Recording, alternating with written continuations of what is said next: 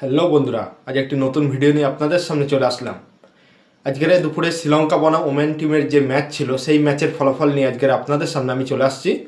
আজকে শ্রীলঙ্কা টিম কী পারফরমেন্স করেছে, 225 রানে 5টা উইকেট পড়েছে এবং বিধ্বংসী ব্যাট করেছে কুশাল মেন্ডিস, পবন রত্নানায়েক এবং দর্শন সানাকা। তাদের ব্যাটিং এবং তাদের টিমের বোলারদের পারফরমেন্সে ওমেন টিম উড়ে গিয়েছে। ওমেন টিম পুরো ছাড়কার হয়ে গেছে। তারা মাত্র 120 রানে 9টা উইকেট তাদের পতন হয়ে যায়। সেখানে শ্রীলঙ্কা টিমের ব্যাটসম্যানরা কেমন রান করেছে, কুশাল মেন্ডিস 45 বলে 61 রান করেছে এবং পবন রত্নানায়েক তিনি 28 বলে 60 রান, তিনি আজকের প্লেয়ার অফ দ্য ম্যাচ তিনি হয়েছেন এবং দর্শন সানাকা 20 বলে মাত্র 50 রান করেছে। তারপরে চলে আসে ওমেন টিমে মোহাম্মদ নাদিম 56 বলে 53 রান করেছে, ওয়াসিম আলী 20 বলে 27 রান করেছে, হাম্মাদ মির্জা 12 বলে মাত্র 9 রান করেছে। চলে আসি বোলিং পারফরমেন্স কেমন করেছে। মাহস্তিক সানা তিনি 4টে ওভার বল করে মাত্র 11 রান খেয়েছে এবং 2টো উইকেট নিয়েছে। দুসমান চামেরা 2 ওভার বল করে 19 রান খেয়েছে এবং 2টো উইকেট নিয়েছে। কামিন্ডো মেন্ডিস তিনি 2 ওভার বল করে মাত্র 10 রান খেয়েছে এবং 1টা উইকেট নিয়েছে। চলে আসি ওমেন টিমের বোলারদের পারফরমেন্স কেমন। জিতেন্দ্র তিনি করেছেন 4টে ওভার বল করেছে, 41 রান খেয়েছে এবং 2টো উইকেট নিয়েছে। জয় ওয়াদিদারা তিনি 1টা ওভার বল করে 14 রান খেয়েছে এবং 1টা উইকেট নিয়েছে এবং সুফিয়ান মাহমুদ তিনি 4 ওভার বল করে 60 রান খেয়েছে এবং 1টা উইকেট। বুঝতে পারছেন তাদের পতন কীভাবে, তাদের না বোলিংয়ে কাজ হয়েছে, তাদের না ব্যাটসম্যানে কাজ হয়েছে। যাই হোক, আমি এই টি20 ওয়ার্ল্ড কাপে এই টিমটাকে সবচেয়ে লোয়েস্ট দেখতে পেলাম।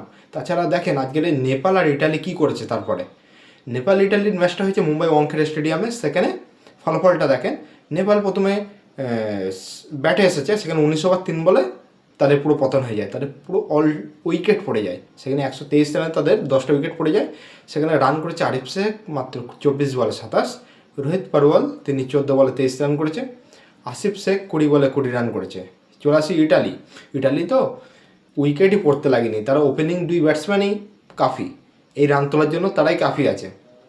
সেখানে অ্যান্থনি মস্কা 32 বলে 62 করেছে, জাস্টিন মস্কা 44 বলে 60 রান করেছে। চলে আসি তাদের বোলিং পারফরমেন্সে। নেপালের বোলিং কেমন হয়েছে।